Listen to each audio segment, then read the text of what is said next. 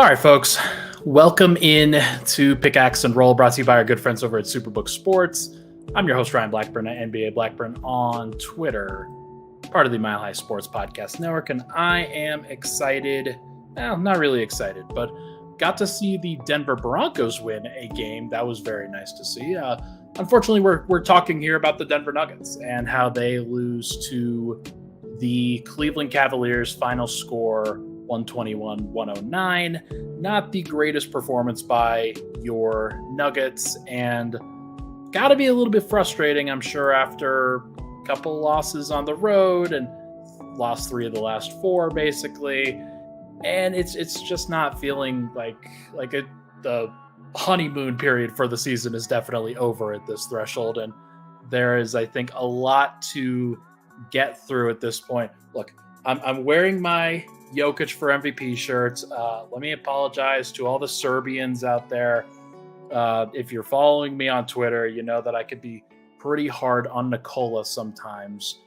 And I think it's important to hold him to the highest possible standard, because he is, like, if people are going to talk about him as the best player on planet Earth and one of the best players that they've ever seen, then there are reasons to try to hold him to that high standard and to continue to push him past some of these other things that he's really dealing with lately. But he is still flustered in some ways, in some capacities for sure. And I definitely think that the Nuggets seem bothered, and they seemed bothered by Tony Brothers and the officiating and everything that went on in basically the first 3 quarters. But that doesn't really excuse the fact that they were just getting blown out. Like, they were getting blown out. It wasn't this massive free throw margin. By the end, like, it was, I know that the game was already decided by the time the free throws really started to realign, obviously. But Denver's going on the road. They're going into a hostile building. They weren't the most aggressive team. They weren't the team that were getting the most dunks. They weren't the team that were getting the most free throw attempts for a reason.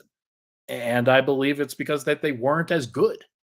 And that's an unfortunate reality that a lot of people have to face when thinking about, okay, does Nikola Jokic just deserve these shots? Does he just deserve these possessions to go his way every single time? Nuggets fans will obviously say yes, because he is the MVP. I don't blame Nuggets fans, and that's fine. That's fine. But look, let's actually talk about what happened. Let's talk about why the Nuggets lost. Let's talk about Jokic versus Tony Brothers. Let's talk about a new bench rotation, and we'll talk about if the Nuggets are even okay. Like, there's, I think, a reason to be concerned if you are reactionary like I am in some ways. So let's get to it first. The Nuggets offense against double bigs has been a focal point for a while here. People talk about the Rui Hachimura adjustment. That was a little bit different in the playoffs because Rui Hachimura is not a defensive big man. He is an average defensive player who had a couple of good possessions against Nikola Jokic in the Western Conference Finals at one point. And then Lakers folks blew that out of proportion, and the Nuggets solved that pretty easily. This is different. This is different because Jared Allen is a good to great defensive big man. Evan Mobley is one of the best defensive projects we've seen in a while. One of the best defensive prospects we've seen in a while, with his versatility, his athleticism, his ability to cover a bunch of ground against smaller players, but also his ability to affect shots against larger players too. He's really, really good. And the Nuggets struggled. They struggled to score, and they also struggled to defend against this look. One thing that I noticed, Jokic gave up on the 3. He gave up on the jumper. He did not look to shoot one single time in this game. And there was only one real jumper at all, and that came in the fourth quarter, excuse me. That to me is a symptom. It's not the full problem, but there is a symptom of the problem here for sure. Jokic felt not as comfortable with the jumper, so he decided to try to force things inside. And when he decides to force things inside, he expects the game to be called a certain way, and it wasn't entirely to his liking. The next thing in this double big lineup, Jared Allen was a plus 42. A plus 42 in a game that Jared Allen basically played, 35 minutes or so? Jared Allen played 29 minutes and was a plus 42. He didn't play all of those minutes against Nikola. Some of them came against uh, the minutes after Nikola left the game with his fifth foul with about 7:40 left to go in the game or in the third quarter. And Allen was dominant. Allen wasn't the only guy who was dominant on the Cavs, but he is one of those ideal players to play against Nikola Jokic. And the reason for that is that he's athletic, he is strong, he is tall and long, like he's got a 7'5" wingspan or something like that, something absurd. And he also doesn't really get baited on the pump fakes that Nikola Jokic does. Like whether he's trying to leverage somebody out of position, Allen is a little bit too big for that. He's not as fast and quick twitch as somebody like Evan Mobley would be. Mobley would jump out of his socks in some of those situations that Allen's being put in. Allen is not. Allen is a good defensive player, and Jokic really has to work when he's playing him. That is very clear. And Allen made him work. Jokic still went 8 of 13. This wasn't like Jokic. I see the problem is like Jokic should not have gotten as frustrated as he was because he was 8 of 13 from the field. He was missing his own free throws and he turned the ball over 3 times and had 18, 10, and 7 by the end of it. Like this wasn't a super bad game. Where he should have been getting frustrated was on the defensive end, where he was getting cooked. And the Nuggets were frankly getting cooked. Uh, but let me get to that in just a second. Because the last thing against the double bigs look, where you've got Evan Mobley kind of on the back line, Jared Allen defending up against Jokic, is that Aaron Gordon cannot, like, he has not been good in this look. He hasn't found success against these teams. And the numbers for him 11 points, 4 rebounds, 5 assists, 1 steal, 2 blocks. He had some good defensive plays. I don't want to minimize that. Some of those did come with him at center, though, and not a power forward. 4 of 11 from the field, 0 of 2 from 3, 3 of 6 from the line. He is also not a jump shooter. He is also not spacing the floor. So if Jokic isn't taking jumpers, and if teams don't respect Aaron Gordon's jumpers, then the offense is going to get really difficult against a team with 2 bigs. And those 2 bigs did not have to go for these foul opportunities. They did not have to overcommit on those possessions and say, oh, hey, we need to make sure to close out on the perimeter so that these guys don't shoot. No, they could just pack the paint. They could just raise their arms straight up in the air or keep their arms right at their sides and not reach in and make Denver work for those tough twos. Remember when Michael Malone said tough twos don't beat us over 48 minutes? It sort of felt like that in a lot of these cases. Denver ultimately finished 14 of 29 from 3 because their bench just decided to have like an amazing shooting run towards the end of this thing. And Michael Porter also had a really nice game. But the starters, like there's a reason why the starters really struggled. And they could not get the right shots. They could not get valuable shots for much of that time. Nor could they get any stops whatsoever. We should probably talk about brothers. We should probably talk about Jokic versus Tony Brothers for sure. I have zero problem with the fouls that Tony Brothers called on Jokic. Zero. And I don't think anybody should have any problems with them either. I'm pretty sure Tony Brothers called 3 fouls. The first 2 fouls on Jokic were one by the umpire, I don't remember his name. The other was by the referee, Lauren Holtkamp. And then the last 3 were by Tony Brothers. One of them, clear foul, clear understanding of, hey, bad defensive position. Jokic gets into a really tough spot. He basically you know what? The first foul was by the umpire called by the umpire that I don't remember. And Jokic actually raised his hand like, yes, I did foul him. He pointed at him. Yes, you got that right. The second one, he didn't argue with when Lauren Holtkamp called it. He swiped down on the ball, and it was, I think, Craig Porter Jr., who killed Denver, by the way, driving to the rim, foul, 2 free throws. Jokic looked at her like, what was that? But he also didn't go over to her to argue in any way, shape, or form. And when he doesn't go over to argue, it says to me that it's like, hey, I'm surprised that you called that, but I'm not actually going to argue that it was a foul call because it probably was, and you probably saw it. And like, look, it is what it is. By the time Tony Brothers called the third foul at the end of the first half on Jokic, that was a clear foul. Jokic gets taken out of the game. Denver goes on a negative run at that point to end the first half. They're back in the hole. They're losing by 8. Jokic comes back out there in the third quarter, gets frustrated that he didn't get a call on the offensive end. And then Cleveland comes down and they score on Denver's defensive end.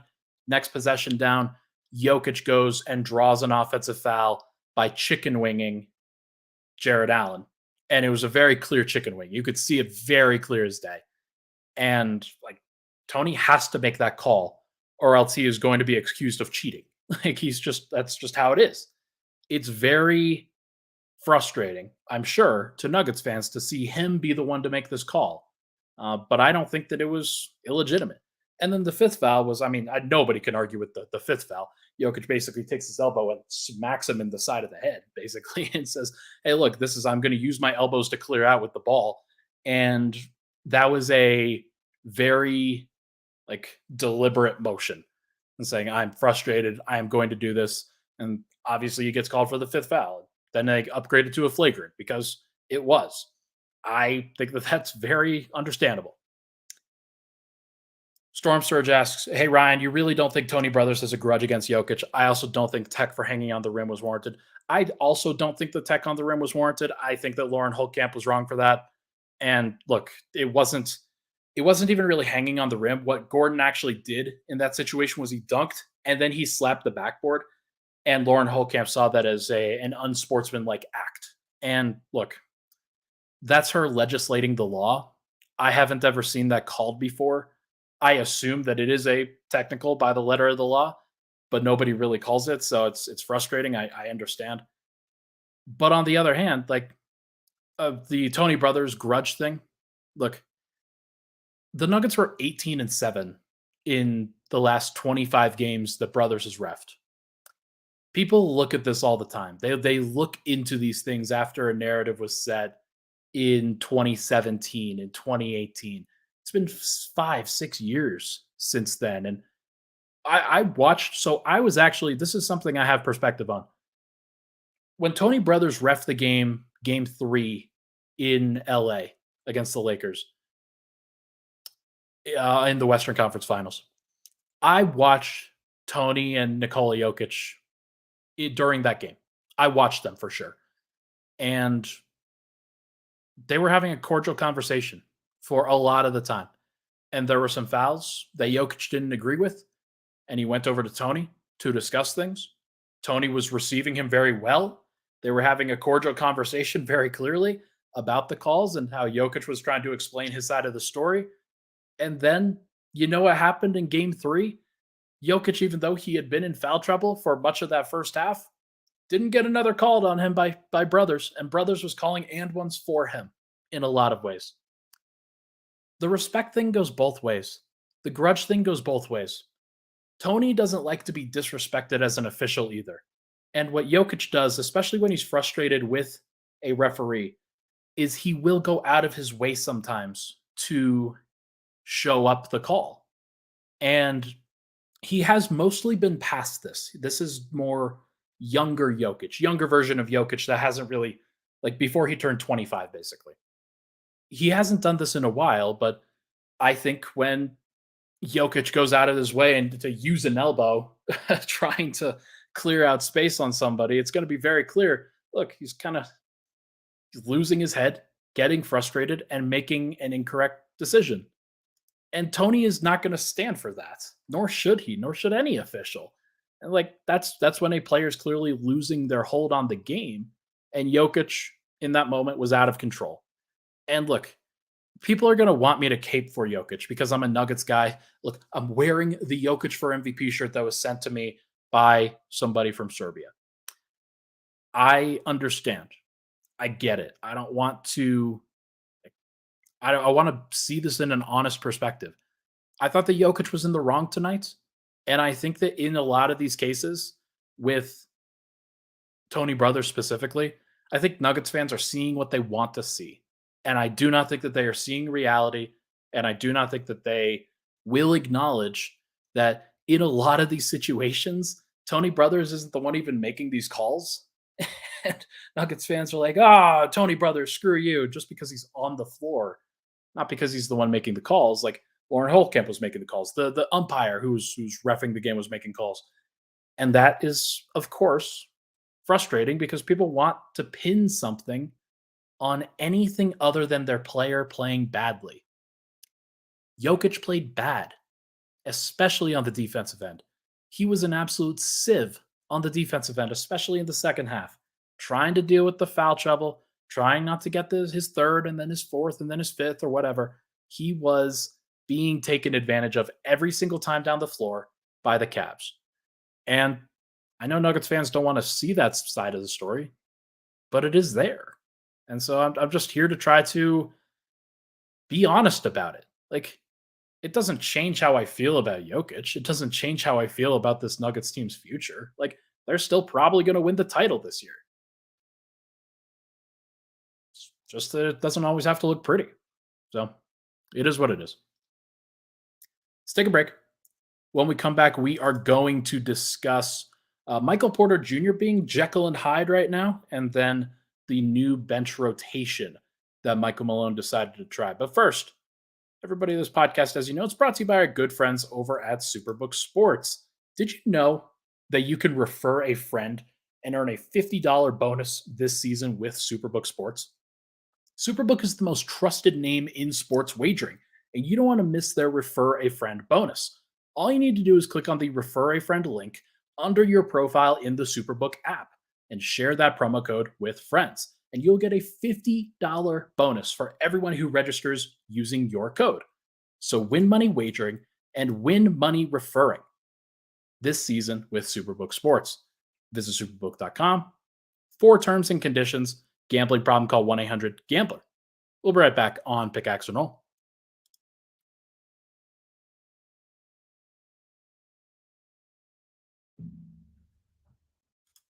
All right, we're back. Pickaxe and Roll. Ryan Blackburn here. Thank you so much, everybody, for tuning in. Appreciate all the love and support on the podcast as always. I know not a ton of people in here right now, and I get it. I waited until after the damn Broncos game in order to finish up. So congratulations to the Broncos for evening it up at 500. Joey says, go Broncos, Ryan. Yeah, I did not think that the Broncos were going to win. And for a while, I don't know if Broncos fans thought Broncos were going to win. So I am glad that they did. Believe me, I want to see them be successful. It's been too long since they've had a really successful year. So hopefully they can figure that out. Enigma the Gray Man says, on that second elbow, Jokic darn near knockout Jared Allen. Yeah, it was bad. And then there was also one in the first half that Allen kind of tried to flop a little bit. But Jokic absolutely probably should have been called for an offensive foul, even though it was a flop. But it's tough. It's definitely tough. Storm Surge asks, I agree with you, but overall, why aren't the Nuggets getting any calls? They are 30th in free throw attempts and have one of the best offenses in the league. It's not like we aren't driving at all. Jokic did bad on defense. Yeah, no, it's totally true. I think that the reason why Denver is not a good free throw drawing team, first you have to kind of look to last year, and you have to understand that this isn't just a 1-year thing for Denver. I know it feels like it might be a 1-year thing. Last year, according to Basketball Reference, the Nuggets were 20th in free throw attempt rate at 0.259. 0.259 free throws attempted per field goal, basically. This year, it's 0.208. And that probably goes, actually, no, it'll probably stay around the same after this particular game. But Denver's not very good, and they don't want to draw a ton of free throws. I look at three situations. Jokic is basically averaging same number of free throws, if I recall. Last year, this year before today, he was at 6.3. That'll go down to, we'll call it 6.2, 6.1. Last year, Jokic was at 6. So he's pretty much the same. Aaron Gordon and Michael Porter, like Gordon specifically, is one that I look at. Gordon did attempt 6 free throws today, only made 3. He continues to shoot 50% from the free throw line, basically. That's not good enough.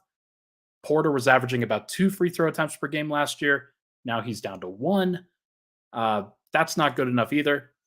And then Murray not being there to kind of slow things down. He's not the greatest foul drawer or anything, but he does create valuable shots for himself and those around him, and he could also get to the line a little bit. So I think not having somebody to set up the next foul is a problem. That's definitely part of the issue.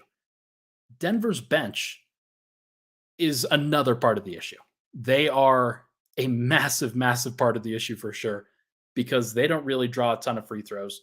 Because when they do drive, there's really not a drive to finish. There's really not a drive to commit. And they struggle, especially as young as they are. They're not the crafty veterans that you really need to get some of those calls. And Reggie Jackson's also averaging like 1 a game himself. So Denver just doesn't have a ton of foul drawers. Like, that's not who they are. That's not the type of game that they play. And I know that Nuggets fans, like I said, they want to try to villainize something or other. It's the refs. It's not getting calls. It's not getting free throws. That's not their style. Gordon and Porter right now are actively avoiding contact in some ways. Gordon doesn't go at free throws as often as he did before. And I think that there is at least a part of him that's thinking about the free throw percentage. There's a part of him that would rather convert the 2, avoid the contact, and sometimes he doesn't draw the foul as a result. And he shot 4 of 11 on this game. He also missed a couple of tips. He didn't try to grab the ball and lay it up strong or power it through contact. He was tipping the ball up and then missed the tips, and the rebound ensuing bucket that the Cleveland Cavaliers got was because they were able to get it off of a missed tip from Aaron Gordon. Just looking at his shot chart from this game, if I pull that up real quick, had a couple threes, had a couple shots that were outside of the restricted area, had baseline 2 that he made. It's not great. Like, there are some plays that are fine. He's mostly entirely feeding off of what Jokic does and how he sort of creates those opportunities under the basket for him. And with Porter, he's averaging like 1 a game in terms of his free throws. Last year was averaging about 2. I think that there's some big issues with Porter kind of creating off the dribble for one thing. Like, he couldn't get by Dean Wade today, which I know Dean Wade's a fine defender, but that's kind of the barometer, right? Like, if you're Porter and you're trying to create off the dribble, if you can't get by Dean Wade, then that's sort of the threshold for maybe you shouldn't be dribbling. Maybe you shouldn't be trying to create off the dribble for yourself. And there are too many times where when Porter is driving into the lane, he's not driving into the shoulders of somebody. He's driving right through the chest of somebody, and he'll either commit an offensive foul or, like on today's game, he drove right into Evan Mobley, who went vertical, did a good job of being a vertical contester, and there was no reason for the ref to call a foul in any way, shape, or form on those plays. That's tough, and nobody wants to hear that. Denver hasn't done a good job of drawing contact, and everybody can be frustrated about the refs. I am not.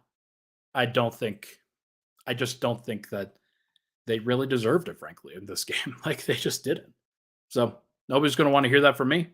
I know I'm not the most popular person on Twitter right now because I say things like Tony Brothers isn't the devil. And I know people are like, oh, how dare you? How dare you share such a controversial opinion? Sorry. Let's talk about, so Porter did get his 3-point shot back a little bit. 5 of 9 from 3, made some really tough threes as well. That was good to see. Passed up a couple of shots, passed up a couple times, and there were some possessions where he probably could have just stayed stagnant and taken a spot up 3, and it would have been perfectly fine. But then he drove into contact like I talked about, and there was one turnover that he had. He got a shot blocked one time. It just wasn't great. Storm Surge, you're perfectly on it. Totally agree. And then Robert, I think you're right on this one too. This is like, it would be nice because he does really excel on those cuts when he's not creating them for himself. Like when he is just receiving and finishing, like yeah, he is better at that. 6'10", like just a perfectly reasonable guy. Perfectly reasonable player to be going for that situation. Um but the defense was horrible. Defense was really really bad, and like Porter was just behind the play every single time defensively. Like just every time.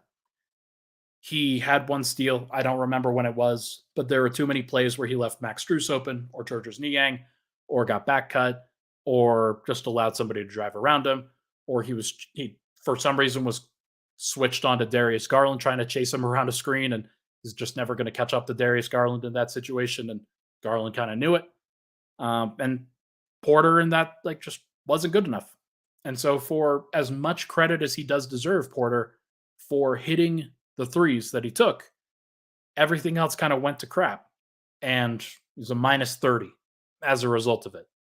Still trying to figure out what he does when he staggers with the bench.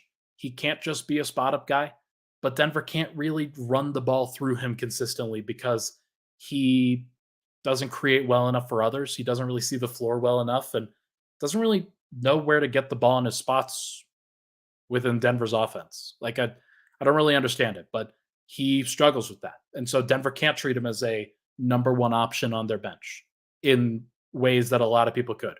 It's why Murray gets the stagger. It's because he understands how to operate that space. He understands how to operate with a larger usage role. Porter doesn't. Like a lot of it is just catch at the elbow, step back, hit a contested two or miss a contested two. Or it's driving into the lane and hoping that you draw contact or maybe you shoot a floater over the top of somebody. It's not good enough. Like he has not made the right progressions to his game in terms of seeing the floor correctly. And it's one of the reasons why Denver can't trust him in some situations. And nobody wants to hear that, but it's true. New bench rotations, and then we'll take another break. Michael Malone decided not to play Peyton Watson tonight. He decided to play Jalen Pickett, Julian Strother, Christian Brown, Justin Holiday, and Zeke Naji. All of them played in the first half. I thought that there were good things from all of them. If I'm being honest, I thought that the bench was a solid, positive spot for this Nuggets team. Now, some of those positive numbers kind of came in the final 6 minutes or so when the game was already decided. But I liked what Pickett did, spraying the ball at the shooters. Some of the shooters made it, some of them missed it. But in general, Denver made basically all their shots at the end of the game. So Pickett, I thought, did a nice job of seeing the floor, getting into the teeth of the defense, and setting people up. There was one turnover that he did have was when he was trying to kick it out to Justin Holiday, spacing for three, and Justin kind of cut. That is understandable. I'm not going to blame either of those guys for that turnover in that situation because it's a miscommunication. Jalen Pickett's trying to do the right thing, getting the ball to a shooter. Holiday is trying to cut. Perfectly fine. Not going to blame anybody. Christian Brown, 13 points, 6 of 11 from the field, 1 of 1 from three. The three that he did hit was in front of the Cleveland Cavaliers bench. So hopefully he is starting to find his three-point shot. Seems like he's making some more over the course of these last few games here. And he missed a couple of bunnies at the beginning of the game, but started to finish a lot better, especially in the second half. So good on Christian Brown for figuring some things out. Julian Strother, I thought, had some good minutes too. He had a nice block and then dunk in transition. That was a good sequence for sure. Then he had a nice spot up three in transition. There were some good plays there. Overall, probably not good enough in general, but still was a +8. Perfectly fine. And then Zeke Naji. I know, like, first half was not good for Zeke. Even though he did have 3 offensive rebounds in the first half, there were a lot of things I didn't like. Michael Malone actually decided to play him at the 4 next to Nikola Jokic in a little bit of a stagger look. And I thought that looked fine. There was nothing wrong with that. He actually got a nice tip layup for one of his offensive rebounds off of a Jokic miss. And that was one where Jokic probably should have been called for an offensive foul. And he wasn't called for an offensive foul, folks, because not everybody hates Nikola Jokic. I promise. It was good to see. And look, Denver's bench looked a little bit better. There were still things that I think they could improve, still things that I think Nuggets fans can and should be concerned about. But I liked what I saw from some of those guys. Uh, yeah, Justin Holiday made a couple shots, made some nice defensive rotations. There was actually a segment of time where Denver was running the 2-3 zone, but because Jokic doesn't really move in the middle of that 2-3 zone, it turned into kind of what was a 1-3-1 zone in a lot of ways, where Justin Holiday was the baseline roamer, where he's running from baseline to baseline or like sideline to sideline along the baseline in that set, basically trying to avoid getting that extra kick out three. And he fought his ass off in that. He ran very hard and deserves a lot of credit for, I think, making some of those plays and making some of those reads. And like, look, Justin Holiday could play. If they want to, they could play Justin Holiday in place of Peyton Watson and probably not be that much worse. Especially if they're going to stagger Michael Porter or Aaron Gordon with the second unit, because they could just play Justin Holiday at the three and he can actually space the floor. So I think that there's at least a possibility that that happens going forward. So Nuggets fans, if you don't see Peyton Watson for a while, Mike Malone needs a win. The Nuggets need a win. There's a reason for that. So we will see what happens. But for now, let's take another break. When we come back, we are going to chat about whether the Nuggets are actually okay and what they need to improve in and how they can get a win against the Detroit Pistons tomorrow. But first, this message from Scott DeHuff. Hey, what's up? It's DeHuff. I love to have fun. So tune into my podcast, DeHuff Uncensored. I give unfiltered takes on Denver sports, crazy news from around the world. Plus, you never know which one of my characters is going to swing by. Well, I hope one of them's your mother. Oh, Connery, Mama is always here for you. What in the blue heck is going on here? So subscribe and get ready to laugh to DeHuff Uncensored anywhere you find podcasts. Follow me on social media at DeHuff Podcast. All right, we're back. Final segment, Pickaxe and Roll. Thank you so much, everybody, for tuning in. God, tired, folks. Let's wrap up with whether the Nuggets are actually okay. Denver is now 9-4. They lost game 13 tonight. They have lost 3 of their last 4. They are not playing their best basketball right now, and 3 of the last 4 losses have come on the road, where you count Houston. They beat the Clippers, and they lost to each of the Pelicans and the Cavs. Now, taking each of for their own, like, those aren't bad losses. And nobody should be really concerned about Denver losing those games. Like, Houston's playing really well. They are playing good basketball right now, and Ime Udoka has Houston playing just good hoops. Lakers ultimately won tonight against the Rockets, but and the Rockets are 0-4 on the road, but they are 6-1 at home. Like, they're a really good home team. So I'm not going to sit here and bemoan them playing poorly. Like, it's Denver was fine in that Houston game. They didn't play that great, and Jokic nearly saved them. Ultimately didn't. Actually, the shooting was something that really hurt Denver in that game. And then the Pelicans game, like, shooting really hurt them in that one too. Jokic shot pretty badly. Denver, in a close game, especially at the end, didn't generate maybe the best shots that they could have, and they ultimately lose a game that they probably could have won. But the Pelicans are not a bad team either. They are a team that struggles with their identity a little bit, but against Denver, where you have Zion Williamson kind of spraying it out to shooters and Brandon Ingram shooting over the top of a 6'5" KCP, like, they have a good formula to at least push Denver in a lot of ways, and the Nuggets weren't as good as they could have been. And then tonight, the Cleveland Cavaliers are a team that I predicted to win about 53, 54 games this year. I know that they didn't have all their guys, but they had the 3 guys that probably matter the most in a matchup against Denver. They had Darius Garland, who does a great job of getting into the teeth of the defense and makes great decisions with the basketball. They had Jared Allen, who does a great job of being physical with Nikola Jokic without fouling. And I don't think that he fouled him a ton. I think that the times where he fouled him, they were called. And then they have Evan Mobley, who is a really good rim protector as a weak side helper, but also can switch on to Jokic a little bit better than somebody like Jaren Jackson can, because Jackson's a little bit lighter, and maybe a little bit more jumpy. Mobley, I think, is a little bit more of a mature defender and doesn't make as much of those roaming plays, um, despite the fact that he's younger. And that formula, I think, just works really well against Denver. So I'm not going to sit here and moan about Denver losing those games. The Nuggets weren't going to go 82-0. I've tried to stress that, and I have to try to remember that constantly because they are close in these games, and it would be nice to win them. But think about where Denver was last year, where, oh man, really tough that they're only 7-6 at this point. Well, they're 9-4 right now. They have won some important games, and all the important games at home, they've won. Actually, they haven't lost at home. And if you just win every game at home and win half of your games on the road, you're going to win 60. And Denver's still on pace to win like 55 or 58 games. So they're not playing that well right now. They're not. And teams go through lulls. I think after the initial start to the season where the bench played pretty well initially, the starters were on a roll, Murray gets hurt, and you can sort of start to see the cracks really show in the team when he's not there.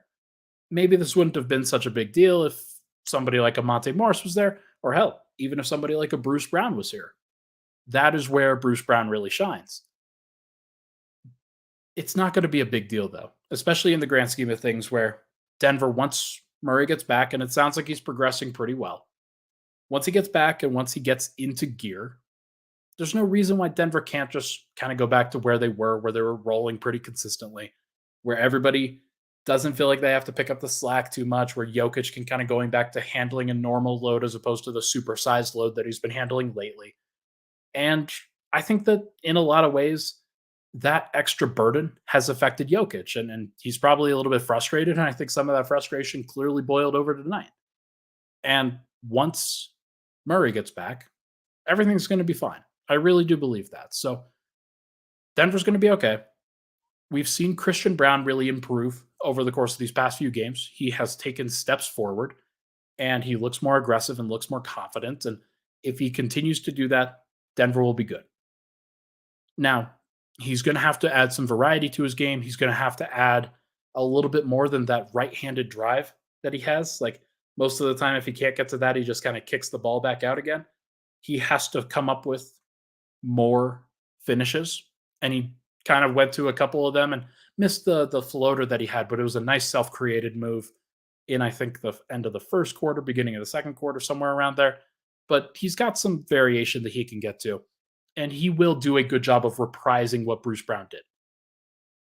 I think that, among other things, once Murray gets back, Reggie goes back to playing 15 to 20 minutes, maybe 24. Christian will probably be at about that same 20-minute threshold. And then everybody else kind of falls into their own little rotation a bit. And it's just going to look and feel a little bit better. So everybody's got to take a deep breath. Everybody's got to turn the page a little bit. That's the great thing about the NBA is that even if there is a bad loss, the Nuggets do pretty well when they're on short rest. And got a back-to-back tomorrow against the Detroit Pistons. And we'll be right back here talking about what happened, what's going on, what can Denver do better, and how can they excel in a situation against a team that's 2-12 right now. So, look, it's not going to be easy. No game in the NBA is ever easy. The Pistons are reeling right now. And if Denver brings the requisite attitude and effort in order to make that happen, in order to do the things that they have to do, then they should be just fine against a team like the Pistons. Pistons are going to hustle, though. They're going to try really hard. And if Denver isn't ready, and if they lose, then there'll be some questions that I have to ask. And so we'll get to that. We'll get to that after this back-to-back, but I am not super concerned right now. If they do lose tomorrow, then I'll start raising some concerns, raising some alarm bells. But it's just too early to really seriously do that. Like, we've seen what Denver looks like at their apex. We've seen what Denver looks like with Murray in the lineup. They haven't had Murray in the lineup. I think Murray's really important. I think everybody probably does now too. So we will see what happens. But for now, I think that is going to do it for this episode of Pickaxe and Roll. Everybody, thank you so much for tuning in. Really appreciate all the love and support on the podcast as always. I will be back tomorrow night after the Nuggets face Detroit. We will see what happens. Make sure to go subscribe over to the Alley Oop, which is my new basketball podcast that I'm doing covering all of the NBA. Should have a lot of great things over there. Thank you so much for tuning into the show. Really appreciate all the love and support on the podcast as always. We'll talk to you guys very soon.